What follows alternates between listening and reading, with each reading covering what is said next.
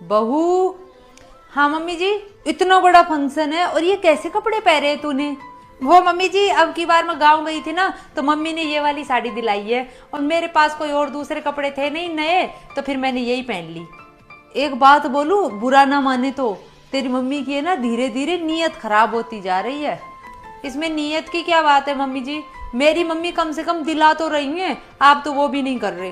तेरी मम्मी का प्यार है ना, ये जीते जी है, और मेरा प्यार, मेरे मरने के बाद मैंने ये जितना भी कुछ जोड़ रखा है ना, वो सब तेरा ही है।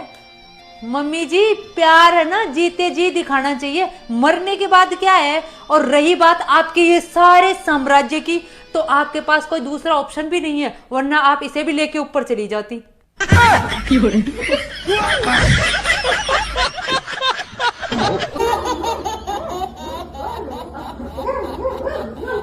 बहू। सुनो, शादी के बाद एक बहू ससुराल वालों को मुंह तोड़ जवाब क्यों देने लग जाती है? एक औरत संस्कार अपने मायके से ही लेकर आती है, लेकिन उसे जवाब देना, मुंह चलाना ससुराल वाले सिखाते हैं। वो अपनी ही बहू के साथ इतना टॉर्चर करते हैं, इतना गलत व्यवहार करते हैं कि वो मजबूर होकर जवाब देने लग जाती है और मुंह चलाने लग जाती है। फिर वही ससुराल वाले उस लड़की के माँ बाप की परवरिश पर उंगली उठाते हैं। बात कड़वी है मगर उतनी ही सच है। क्या मैंने सही कहा?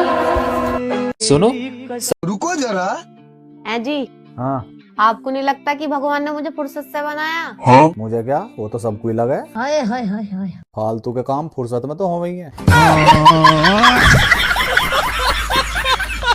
सुनो आयुषी, कभी सास माँ बन सकती है? मायके जाते समय शायद ही कोई सास अपनी बहू के हाथ में पैसे देती होगी, लेकिन मायके से लौटते वक्त हर माँ अपनी बेटी के हाथ में कुछ पैसे रखती है और कहती है, बेटी रख ले, जरूरत में काम आएंगे। माँ तो माँ होती है और सास कभी माँ नहीं बन सकती। बात कड़वी है मगर उतनी ही सच है। क्या मैंने सही कहा?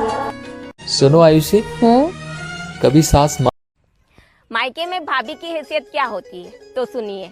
माँ मायके की दीवारें होती है जो सबको संजो के रखती है, तो पिता मायके की छत होता है जो सबको आश्रय देता है, तो भाई मायके का दरवाजा होता है जो सबसे पहले स्वागत करता है।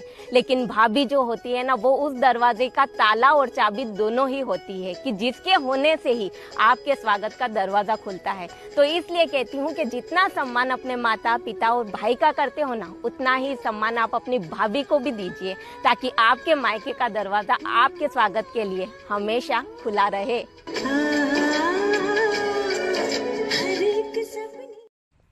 मायके में दुनिया की सबसे खराब नौकरी कौन सी है पता है? हाउसवाइफ की।